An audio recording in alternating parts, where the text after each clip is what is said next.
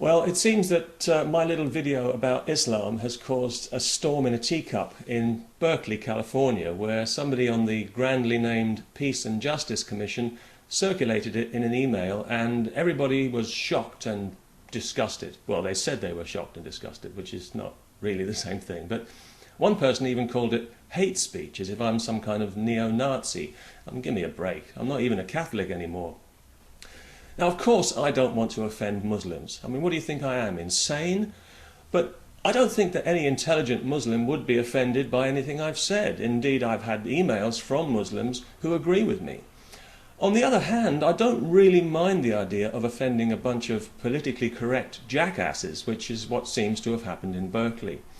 If any of you dishonest wretches are watching this video, I want to say to you that having an opinion about Muslim women covering their faces is not racist, and by calling it that you simply devalue that word even more than it's already been devalued by people like you.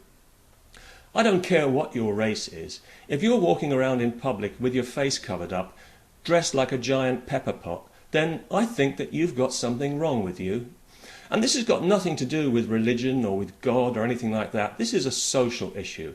This is a controlling device which has been imposed by men, ignorant, cowardly men who are too insecure in themselves to allow women to be themselves. It's a statement of segregation and of separation, and it's a willful refusal to assimilate. And too often it's used cynically as a political weapon to cause division in society. They insist on working as teachers dressed in this costume, knowing it's going to cause problems because the kids can't hear what they're saying. And so it all ends up in court, because that's what they really wanted all along, and then it's all over the news again because some Muslims have gone out of their way to be offended yet again.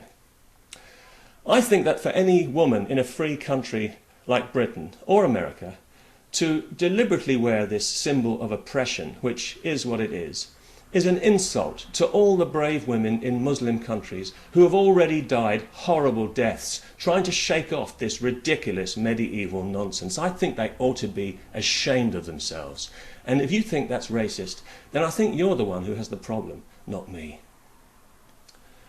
I live in Britain, and we're a very tolerant society. Some people say that we're too tolerant for our own good, but I'm proud of how tolerant we are, and that's why we tolerate people calling us racists while simultaneously calling us kafirs and devils. We tolerate people teaching their children to hate Jews.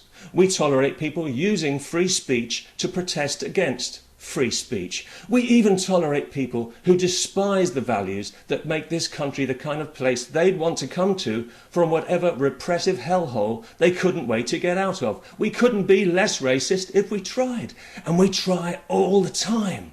Because we know that being tolerant means you have to tolerate intolerance, and you have to put up with people who don't want to put up with you. And that's what we do in Britain. We bend over backwards for Muslims, all Muslims, almost as far as we bend over forwards for the American government. And that's all the way. Peace. And you can take that any way you like in Berkeley.